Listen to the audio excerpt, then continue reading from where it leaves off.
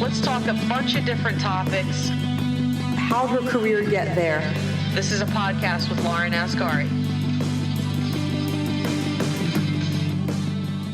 This is the Lauren Asghari podcast, How'd Her Career Get There? And my guest today is Gabrielle Welter, who is a senior loan officer at Primary Residential Mortgage. Welcome, Gabby. Thank you. I'm super excited to be on with you today. Me too. Let's jump right into it. For starters, we'll start kind of present day, quick overview of what you do, and then we'll kind of go backwards. So for starters, I know that you specialize in reverse mortgages, so we will get to that a bit later. But just kind of give an overview about what you do and your industry, and then we'll go from there. Okay. So I have been in the mortgage industry for about 2 years now. So kind of new to that. I've been in financial services for about 12. So I'm at Primary Residential Mortgage, and I work with both doing like traditional loans. Somebody's going to buy a new house, they're going to refi, and then specialize with seniors doing the reverse mortgage. And it's just been a great opportunity for me. I love the industry. When I first was, I had a friend that was a loan officer that says, do mortgages. And I'm like, it doesn't sound too interesting to me. But it's absolutely a fantastic place to be, especially with the housing market now, and just a lot of flexibility in my work schedule. And I work out of my home office, so that's nice too. I definitely actually want to take the time to ask it now. With the housing, just housing prices and everything going up. Has it just been crazy? The mortgage industry in general? Yeah, it's just been like, it's nonstop, and it doesn't really seem like it's going to end anytime soon, which is a good thing. So It's a good time to be a realtor and a good time to be a loan officer for sure. There you go. So let's go back. Let's get in our time machine and go back to Gabby as a little girl. So give kind of some context. Where were you born? Only child? Did you have siblings? What were you like as a little girl? Let's start there. Oh, that's so funny that you bring that up, because just yesterday I still talk to my best friend from elementary school. Like, she's still my best friend today. Oh my God, me too. Really? Yeah. It's easy. Like, those bonds can just be so strong. Mm-hmm. And so I'm 45, and it's not always on the phone. A lot of times it's just over text, but she was at her mom's house yesterday and dug up a bunch of old pictures. So she was sending me like pictures from 6th grade, 7th grade, and she gives me a lot of flack sometimes because I don't always pick up the phone when she calls. And so she said she was going to file a missing persons report on me. And I said, if those pictures show up socially on social media, you will be the missing person. I don't think any of us want to go back to our 6th grade photo, right? Oh my gosh. No, definitely not. So I have 2 sisters. I have one older and one younger. So I'm in the middle, and grew up in Northwest Indiana, born and raised. And like I told you earlier, stuck here because I reproduced. So not ready to leave those. I still have, my youngest is 13. I have 3 boys. 13, 16, and 20. Oh, wow. Those teenage years. I know. Do you have kids? I do. 2 girls, 8 and 5. Oh, gosh. They're still pretty fun and like you. Yeah, I know. My 8-year-old still thinks I'm amazing, but sometimes I feel it creeping in. Like, I was on a work call the other day. I was dropping her off at school and was on a meeting where, we were on video. And she was getting out of the car, and usually she gives me kisses all the time, but didn't want to do it in front of my work. So somebody's going to see. I was like, oh my God, it's starting. But then when I went off video, I got a big smooch. So that was worth it. Yeah. I'm envious of you because those days are behind me. The 13-year-old is he's still let me snuggle a little bit, but then he's showing me that he has armpit hair and developing abs. I hear that being, I have 2 girls, so I don't know, but my friends that have boys say the boy mom, the relationship is super, I guess it is with your kids in general, but a very special relationship. the Yeah, mom side. I can't relate. I come from, like I said, I had two sisters. So I know there's like a whole world of karma waiting for me out there. So I was glad that I didn't have any girls because we were definitely a handful for my mom. And yeah, but I don't lack, like, I'm kind of a girly girl, into makeup, into clothes. And so all my friends are like, you need a girl, but I definitely don't lack any like closeness or, affection or anything like that. So yeah, that's great. Yeah. Kids just in general are awesome. Just a blessing to have them. So I certainly. completely agree. Yeah. So go back to so one of three, and then what were you like as a kid? And talk a little bit also, if you will, about so Indiana, like paint a picture of like the town. Was it like a big town, a small area? Like you were out roaming until 6:30 when your parents rang the dinner bell? Like a little context into that. That's funny because like it's interesting to hear, like what your picture of Indiana would be. It's probably pretty close to what you think it would be. Like they say there's more than corn in Indiana, but there's not a whole lot more than corn in Indiana. It was small towns. Like, the few towns that I've lived in have all been pretty small. And yeah, back in the day where you could ride your bike across a busy road and your parents, didn't have a tracking device on you or weren't texting you, once every hour. So it was good. I mean, I had a good childhood growing up, family bike rides, and, the area was fun. If now, so take me to present day, and I wouldn't have chosen to stay here. Just mostly from a climate standpoint. Give me some water, give me some mountains. Not a lot of landscape here in Indiana. I'm with you. What were you, do you remember as a kid, and I don't like to use this, like, what did you want to be when you grow up? Because I feel like it implies that like we can't constantly evolve and just do, what serves us or serves the world at the time. So, but do you remember as a kid thinking like, I'm interested in this, or I would like to do this, like, for a profession when I get older? Like Definitely. Yeah. So I like that question though, because it reminds you of being a dreamer and thinking like, where does your passion lie? And it's easy as we get older, mature, and then we have to worry about like how much schooling is there going to be, how much is it going to cost, what am I going to make, is it pay enough? I wanted to be a writer. I really, really wanted to be a writer. And then I kind of wanted to be like a psychologist.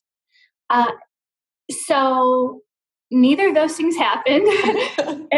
as I got into high school, then I started getting a little more like, can I really make it at writing? And to be a psychologist is a lot of schooling. My dad was a dentist. And so I'm like, maybe I'll be a dental hygienist. Like, it's not that much schooling. They make flexible hours. They make decent money. That's one of those, thank God for unanswered prayers moments. Because every 6 months, I go to the dentist and thank goodness that I'm not a dental hygienist. I'm glad they exist. We need them. But yeah, definitely that was like I'm going to do something that is not a lot of schooling, Yeah. I'm not a fan of the studies. Yeah. What kind of writing were you into? Like fictional writing or? So I did fictional. So I did I used to write poetry. I have like all these cute little poems from when I was a little kid. And then, fictional stories. So, and I was a huge reader, like even at birthday parties, family gatherings, like I was just known for having my nose in a book and loving to read. So now I feel like every time I read, I walk away with a to-do list. It's self-help or, how to get organized, how to style, whatever. But I still enjoy it a lot. Yeah, I love that. I love that inspiration of like a good podcast or a good book. And then you walk away with like inspiration to go do something different or new or try something. Yes, definitely. So, all right. So writer, dental hygienist. What was the third thing that you said maybe? Psychologist or therapist. Yeah. Okay. So those things evolve. How do you go from take kind of through an abbreviated version of how you go from being interested in those things to what put you or landed you, in financial services. So, okay. I told you I wasn't really a fan of school, right? So I joined a program I don't know if they had this in your high school, where if you got a job like your junior, senior year, you could actually leave early and go to work. Mm-hmm. So I joined a program like that, and I started at a computer store in town. It was like on our downtown square, and they built custom computers, and we're going back, like some 45. So we're going back a while. Yeah. And they built custom computers there, and I just started in the front, as basically a clerk, Mm-hmm. and a cashier or whatever, salesperson in the front. And the gentleman that owned the store asked me if I had any interest in learning how to build a computer. And I was like, yeah, that would be so cool. Like, I would love to do that. So he kind of took me under his wing, and I ended up transitioning completely to the technical end of it and working as a field technician, like going out to businesses if they were installing new computer systems or whatever, one of the computers were broken. And I just really enjoyed it because it was a lot of troubleshooting. So, diagnosing a problem, solving it, and to me that was rewarding. So I was like, wow, this is something that I'm into.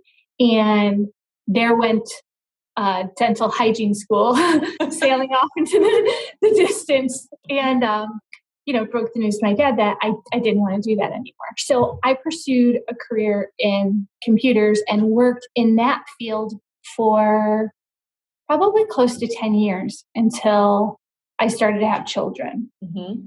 So, and then kind of moved away from that, and had my real estate license for a while. I was trying to find jobs where I was able to be home with the kids a lot. Mm-hmm. So morphed into that, and then actually ended up just completely being at home. My kids are about 3 years apart, like I said. So it just got to the point, daycare is so incredibly expensive It is.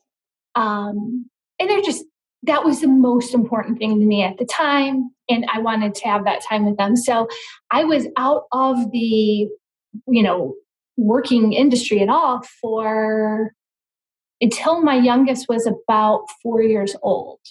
So, well, let's not be mistaken. Motherhood is work. I mean, it is. Okay, you're right. So you're so right. Right. I mean, gosh, I completely agree with you on that. But I get what you're saying. Yeah, it's very taxing and rewarding, but definitely. So when I was like, okay, I'm ready to have a little more adult interaction, and I've been through this with the other two. The youngest is 4. What can I do? Like, I couldn't just go back into the computer industry. You can't after that amount of time. Over 10 years had passed, and I just wasn't qualified anymore. So I literally asked I was at a baseball game. I knew one of my son's friends that he played baseball with. The dad owned an insurance company, and we're standing there watching the game. And I said, hey, what does it take to get your insurance license? Would you hire me, if I got it? And any insurance agency owner will say, yes, I will hire you if you get your license. Anybody. And also any mortgage company will say, I will hire you if you get your license. So anybody out there trying to find a new career, there you go. Because that's the tough part, is just get your license. And he did. So literally started there in the very beginning, it was, small town of Lowell, Indiana, where I still live now. He let me take my son into the office in the beginning until I got him into a preschool program. And I started in insurance. And 2 years later, had an opportunity to, one of my friends so I'm going to say this really quick and stop me. I could get long-winded. Like I said, my nickname is Gabby. But when you think of like the small town, sometimes I think I don't realize how small a town I live in until you're talking to somebody else about it. So my insurance agent, when I bought my first home, also worked at this company where I started. So he this is years later, and we find ourselves working together. But he went over to Allstate and became like, he went to like the corporate side of Allstate. They were looking for people to take an aptitude test to see if you could open up an agency. You have to take one of those personality tests. Mm-hmm. And if you like, what do you do when you're approaching a yellow light? Do you slow down? Do you speed up? And depending on your answers, you open an agency, and if they don't think you're fit for it, you wait a year and take it again. He needed people to take that test. And so I took it, and they deemed me fit to be an Allstate agency owner. So with no real intention to do that, I ended up 2 years after getting my insurance license, opening my own Allstate agency. And so I did, and I started, you can buy a book of business or you can start from scratch, 0 customers day one. And that's what I did. And I did that for just under 5 years, which was a lot of fun. Wow. And that is, so 2 questions before we shift to what you're doing now. Going back into, I'll call it corporate life or corporate America, was that at all like daunting, might be the wrong word, but do you remember like having a emotion about that? Like, was it excitement? Were you nervous? Because it is an adjustment going from, working in the home to going back to corporate. Right. It was super exciting. Like it was, I'm kind of one of those, I like projects anyways, like sometimes I have to watch myself because I've got 3 projects going. I know a lot of us can be guilty of that. You're like, okay, maybe I should finish number 1 before I add number 4. So it was a project, and it was exciting to be like, to feel like I had so much control over my own destiny and success, and of course, a relief. The kids were in school most of the time, so I knew I didn't have like a lot of guilt, I feel like all of us moms are like, nobody talks about the guilt. Mom guilt. Yep. Mom guilt that we experience, that I think a lot of dads don't have to worry about so much. So it was, it was a really exciting time. And what I did find was having employees, had some similarities to having children. And, thank goodness some people really embrace that and excel at it. I don't feel like I was the best at it. Like I love being in charge of myself. I didn't so much love being in charge of others. What about that? Because I think that's obviously it's a real thing that producers or people that are good at their jobs don't always mean that they will be good at management of people that do the job. It's so true because like it's, that boss that I had that owned the insurance company, he said something that I thought was so profound and like it stuck with me, which is, he said, I focus on identifying what their strengths are and what their weaknesses are as an employee and put them in a position, where they can utilize their strengths. And sometimes that means some restructuring or whatever.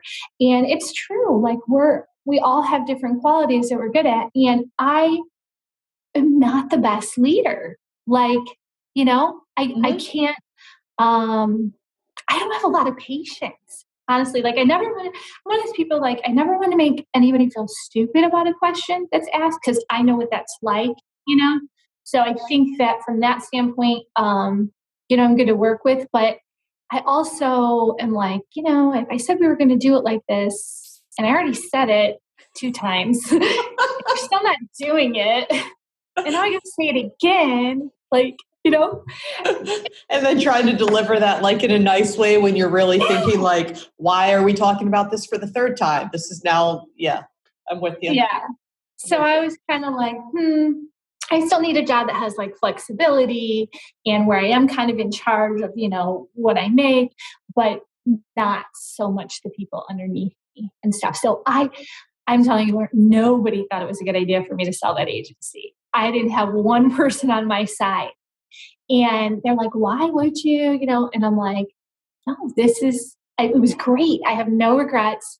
but I want to sell it and I want to do something else. So you built that 4 years with no leads? Yeah, you start with like your dad's your customer, your cousin, neighbor. Yeah. So what was that? I have to get in the time machine again I'll spend 30 seconds on this. What was that like? Because I think, in I don't want to say necessarily sales, but like when you're building a book of business from nothing, like that is work, right? I mean, that is smiling and dialing and relationships. Like talk a little bit about kind of the grind of doing that and like what it really takes to do something like that. Yeah. So like you're lucky in the sense that, everybody needs insurance. So at least you're selling a product that pretty much everybody has to have. But it really is a lot about relationship. And, my husband jokes with me because, I think I had switched his insurance to me within like 4 weeks of, us dating. I had switched his home and auto, but he said, after we've been together for a while, he said, I don't even think I've had a conversation with my insurance agent directly ever in all the years I've been with him. He's like, everybody's life story. And it's true. I will have people come up to me in a bar or I'm out somewhere and say, hey, da, da, da. And remember I was going through a divorce when we were talking about, you gave me some advice or whatever. Maybe that's that whole psychologist thing coming into play. Yeah, there you go. I just wanted to, but I really enjoy interacting with people. I'm a very social person. So that part of it was cool. You don't get a lot of walk-ins though anymore in the insurance business. It's a lot of over the phone transactional, type stuff. So It was nice when I had the customers that would actually come in, Yeah. Well, in the relationship piece, I mean, you nailed it. I feel like in any service-based business, relationships are, it's it. Like there's no magic bullet. There's no substitute for, you have to put in the time and you have to put in the work and you have to care about the customer or client that you're providing business for and understanding really what their needs are. So I can tell from talking to you that like, not only are you energetic and personable, but like you get that and like, obviously have built a career on that. So thank you. Thank you. Yeah. I truly enjoy people like just in general, Yeah. So how do you go from insurance to what you're doing now? So I decided I'm going to sell the agency, right? Everyone thinks I'm insane. I have a lot of friends that are entrepreneurs, and I had a fair amount of connection with loan officers, right? Because they were lead based for me because they close a loan. That loan would need, homeowners insurance. So I was actually going to go into the food service industry where I was going to be a rep going into the restaurants, taking the daily orders, which I thought was going to be so cool because like I love food. I got to travel, I'm good with like my car being in my office. So that was my goal, and that job didn't pan out. Funny enough, that job just became available again. I got a text about a week ago. Oh yeah? I lost out to somebody that had experience in the industry. So I got pretty far along in the interview process. Actually took a couple months, and then somebody came over from another, company and stuff. So I'm like, it's food. What do you got to know? Like, I could talk meat, potatoes, dessert. I'll design the menu. Let me have at it. So anyways, but it's kind of cool because I got approached about a week or so ago. My friend texted and said, hey, the position opened up, you're still interested. And I said, I really love what I'm doing now. So no thanks. It's kind of that weird, like things happen for a reason, whatever. So to answer your question, I'm living off my Allstate money, right? And I am at the gym for an hour and a half a day because I have nothing else to do. And it just slowly like creeps up as the more time I have off, and I'm interviewing different places. I'm really not sure what I want to do. And I've got a friend that is bugging me to get my mortgage license. And I'm just not interested. So about 3 months into this I'm living the life of unemployment. I start to feel like a loser, to be honest. I'm like, my husband's at work, my kids are at school, I'm home, I'm just spending money because I have nothing else to do. So I'm like, as much as I hate school and I hate these tests, and I have my life and health, my property and casualty, my Series 6, my Series 63, my loan officer license, I've had my real estate, I've been through all these like tests that just stink. I'm like, I'm going to do it again. Just so I feel like a productive human. I'm going to get this mortgage license. I don't even know if I want to go work in the industry. So I did it. And honestly, Lord, that is the one test that if I was a betting woman, I bet I was going to fail on that. And my kids were old enough, they were going to know. Everybody was just going to think that I was terrible. And by the skin of my teeth, I passed it. And that's how I ended up in the world of mortgages. And I love it here. And then from there, got into, like we mentioned earlier, the reverse mortgages. Mm-hmm. So the reverse mortgages for seniors, which is honestly a little bit of a different animal because they're not absolutely necessary. So like people need a loan, they come to you because they have to, they're buying a house or they want to refi. It's an optional product. And it's different because you're really helping people in a lot of those situations. So I did a reverse mortgage for a woman whose house had been sold at tax sale. And she was literally within her redemption period. So it was already sold and she was just trying to redeem it. And the reverse mortgage saved the house. And then there's other instances where they're perfectly good financially, but they're just trying to make some smart retirement decisions and manage their money. And the reverse mortgage makes sense. So. And so for those, it's funny, a couple of years ago, my mom was talking about this, which quite honestly is the primary reason that I know of them or understand them a bit. But for those that don't, what is a reverse mortgage? Who is it helpful for? In what scenarios should people maybe consider them? Okay, so sure. So the traditional reverse mortgage is for your individual that's over 62. There's different breeds that, you can get a little bit younger, like as young as 55, but traditionally you're going to be 62 or older. You can either have your house paid off. A lot of people would think that you have to have your house paid off, but no, you can still have a mortgage on it. So, and the reverse mortgage actually pays that off. When you're basically tapping into your home equity. So whatever your house appraises for, it's a combination of your age is a factor. So the older you are, the more equity you can tap into. But when you think about if you own your home, right? You have you're in your retirement years, or maybe you're still working, but you're over 62, your home's paid off. And yay, we don't have a payment. That's awesome. That's a great accomplishment. However, that 200, 250, 350,000, whatever it is, home, all that money, it's almost like I picture it like behind a brick wall. Like you can't really do anything with it. You just have eliminated the cash outlay, right? So the reverse mortgage makes that money liquid. So now you can either supplement your income. If it's something where it's need-based, you can use it to take vacation, to remodel the home, whatever. So to actually just to invest, to make that money work for you. So a lot of misconceptions are that your home has to be paid off, and it doesn't. That the bank has title to the house and that they get the house when you pass away, which they don't. They don't have they have the same lien that they have when you have a regular mortgage on the house.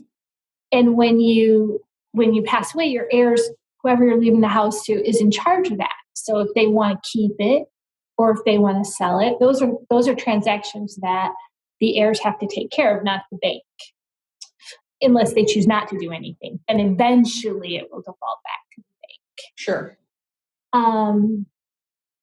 That they are, that the reverse mortgage, the HECM reverse mortgage, the home equity conversion mortgage is overseen by HUD. And so there are a lot of government regulations that say, you have to go through 1 hour counseling before you do the mortgage. It's very protected because we are dealing with seniors. Mm-hmm. And it is a little scary sometimes. Some of the people that I talk to, you can tell they're starting to forget things and they're not fully, with it. So it's probably one of the safest products that you can actually,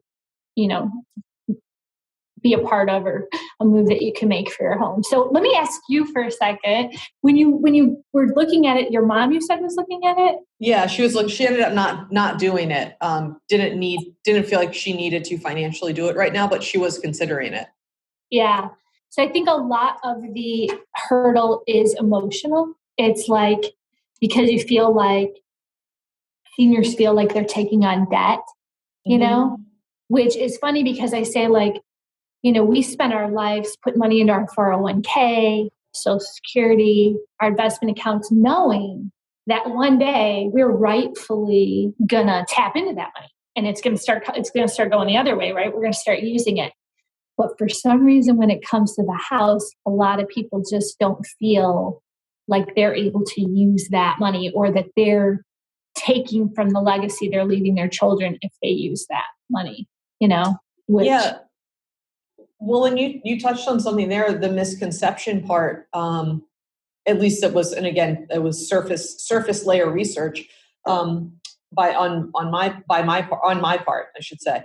But that that the bank, I didn't realize I thought that the bank does get the asset. Yeah. So there you go. You myth busted right there for me. All right. Well, fair score. And the funny thing is I have had conversations with people that were like, I went into my bank and talked to them about a reverse mortgage, and they told me that the bank owns the home. Well, what it was is, the banks now, there was some transition and everything that happened in the reverse world, and a lot of banks have pulled out. So you can't, again, even if a loan officer a lot of times isn't actually educated on what the reverse mortgage product is. So they're literally giving misinformation out, and deterring someone away from a product that could be literally life-changing. Mm-hmm. I did reverse mortgage for a woman that was 82 years old, and she lived in I think her house appraised for $309,000. Beautiful home. She had a $182,000 mortgage on it because it's a long story, but she was taken advantage of, tried to help somebody out. They ran up a bunch of money on her credit cards. So 4 years prior, at 78, she walks into the bank and, has all this debt and everything, and rolls it into a new mortgage, like a significant amount, a car loan and everything. This person totally took advantage of her, but she rolls it into a new mortgage. So now at 82, she's sitting there with, I think she had like a $900 principal and interest payment on her mortgage. And she was struggling. Like she's on a fixed income, and again, in this beautiful home, and she just didn't have enough money at the end of the month. And my problem was, I was able to go in there, and it was such a great feeling to help her. And she was literally like near tears, like texting me for weeks after the transaction. I'm so happy. I feel I've got my pride back. I'm not struggling to pay my bills. But I'm like, why at 78 did you go into a bank and nobody said, have you thought about doing a reverse mortgage? Right. You know what I mean? Right. Like, even though they don't do, I'm like, hey, do you know what a reverse mortgage is? This might be the better option for you. Instead of literally taking on a bigger mortgage that late in life. So there's just a lot of lack of education out there. And you know what? This is going to be like a plug, but I have a website. Yes, perfect. myhousecounts.com. And on there, I've done some little, nothing fancy, sitting in the same stool in my kitchen that I am right now because I don't like the lighting in the office. Videos on what a reverse mortgage is and different ways to utilize it and stuff too. So okay, perfect. I'm going to link that up. Up in the episode, myhousecounts.com. Yes, awesome. Okay, perfect. So you just touched on a little bit there, and I want to be mindful of our time because I know we have a couple minutes left. And I want to get to a couple other questions with you. What is the best part of your job, and what's kind of the underbelly or the less glamorous side of either your job or the industry?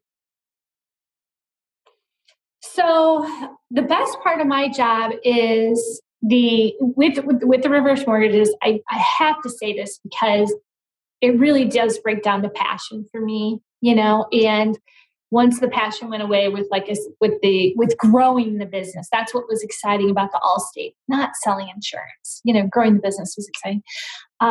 With this, it feels like I'm making a difference in a little way, when I'm able to work with the seniors. And honestly, I'll never forget cracking open a Mike's Lemonade in the liquor store parking lot when I was in the middle of trying to close on the house I built 15 years ago. Like, it's stressful to do even just a traditional mortgage. And I'm like, what have I become? I'm drinking in the liquor store parking lot. But I didn't have a prescription for anything, so that was my only answer.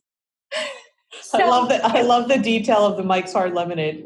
Yeah, I was like, because on one level, I'm like, what am I doing? But it can be stressful.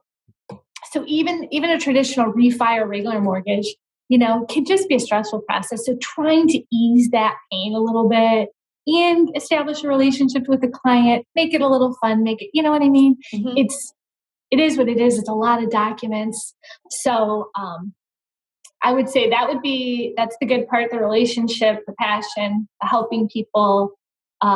The bad part is the documents. It can be a little tedious at sometimes, and underwriters, I don't want it. This is going to live on. So I'm not going to say anything. You love all underwriters. None of them are over particular. None of them are difficult. They're all wonderful. Never happened. They don't have any unresolved issues. So, yeah. And what advice, three more questions, and then I'm going to do rapid fire. Okay. So, what advice would you give your younger self? Oh my gosh, move. Number one, move. move before you breed in the area to a warmer climate. Don't be afraid. Don't be afraid of the school. Don't be afraid. At the end of the day, we want to go to bed happy and wake up happy. And so, sometimes you got to put in a little more work to get there, and you know how it is. We all know, especially at this point, how fast time goes. And when we're young, time seems like everything seems like it takes forever, So commit to, if it's college or whatever trade area you want to be in, don't be afraid of the time commitment. And for goodness sakes, see the world and get, you know what I mean? No matter where you live, see more of even just the United States, because I haven't traveled as much as I want. And so now I'm trying to make up for it. I love that one. I love to see the world, or whatever outside of your own world. See and explore what you can. I love that. Talk a little bit, and this is an open-ended question, but we touched on it earlier. I think it's an important topic. Talk a little bit about the mom guilt, wherever you want to take that question, like what it means to you. Do you still have it? Do you get around it? Do you just accept it and move on? I wish I could say I don't have it. I wish I could say I accepted it. I honestly, if I was going to rate myself, I probably carry a little bit more than I should. Meaning, I drive my kids to school in the morning. I pick them up. I've been through divorce, so I've shared custody of my kids now. So the time that I have with them feels so precious, And I am literally, I told you I have a brand new puppy. And I was thinking yesterday, her name is Journey, but I'm like, I should have named her Shadow because I was calling her Shadow. She follows me everywhere I go. I am now my children's shadow. Will you spend time with me? Do you want to watch a show? Can we play Monopoly? Let me make you a smoothie. I'm just trying to get as much as I can. But I'm always feeling guilty. And honestly, I don't know, as your kids get older, you'll see this more than any of us should, because they're actually a lot more forgiving. And I mean, my kids are like, Mom, get a life, get a friend. Leave me alone. Let me. Go out of town. I'm good. I got it. So yeah, I don't know, for all the moms out there, just trying not to be so hard on yourself. you know? I mean, I know looking back, my mom's gone now. And I was a beast growing up. I told you I was a rowdy teen with my sisters and stuff, and a lot of talking back and everything. And I look back now and I'm like, she was a saint in my eyes. Mm-hmm. She did such a great job. So I don't know that my kids are going to say that about me, but hey, if I'm gone, what do I care? I'm trying. How do you, this is my last question, then I'm going to go to rapid fire because I know we have a time crunch. Okay. I could talk to you for hours though, I must say. I know, you can just go. How do you define success? It is absolutely not money. And I feel like everybody, no matter what walk of life you come from, at some point you have probably experienced, most people, some kind of money stress. And even though, yes, it can be huge and it can weigh on us, it is not the most important thing, and is not how you should define success. It's whatever gives you gratification. Sometimes I feel like maybe I'm a little selfish. Maybe the fact that I need the gratification from my job is because maybe I'm a little bit of a selfish person and I have to feel good about, I'm doing it for me. But you definitely just love what you do, because it's gonna change everything. I'm so glad I'm not a hygienist. I love that. I think it was Jim Carrey. I'm going to butcher this quote that he said, but it was something along the lines of like, don't, I wish everybody was rich so they would see how much it doesn't matter. And hopefully, these past couple of years with the pandemic has reminded everyone of the things that do matter in life. So I'm true. with you. I'm totally with you on that. All right, I'm going to go rapid fire. Okay. So these are 5 or 6 questions. I'm going to name 2 things. You pick whichever one, totally off context of what we've talked about so far. So, okay. All right. So Apple or Android? Oh, Android. I feel like I'm going to get pushback, but Android. Grass or sky? Oh, sky. Astronaut or deep sea diver? Ooh. Deep sea diver. Stone or brick? Stone. Beach or mountain? I'm going to have to say mountain. And NSYNC or Backstreet Boys?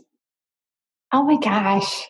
I'm terrible at this, but Backstreat Boys. I'm actually not a big boy band person. It's like weird, but go ahead. And let's see, I already missed that one. Ryan Reynolds or George Clooney? Last one. George Clooney. I might be showing my age a little bit. Ryan Reynolds is cute too, but George Clooney. There you go. And as we wrap up here, is there anything you want to mention that you haven't? And how can people best get in touch with you? No, I think we've covered it all. Like you said, we could go on and on, but I really, really appreciate the opportunity. It was so fun talking to you. As far as getting a hold of me, what do you want me to give, like my email or, whatever. Give the website? All my contact info is on the website. That's probably the easiest thing to remember. Yeah, myhousecounts.com. Perfect. All right. Wonderful. And again, my guest was Gabby Welter, Senior Loan Advisor with Primary Residential Mortgage, specializing in reverse mortgages. So get in touch with her, myhousecounts.com. I'll link it up in the write-up for this. And thank you so much, Gabby. It was wonderful talking with you. Yeah, you too. Have a great rest of your day. All right. Take care. Okay, you too. Bye-bye. Let's talk a bunch of different topics. How her career get there. This is a podcast with Lauren Ascari.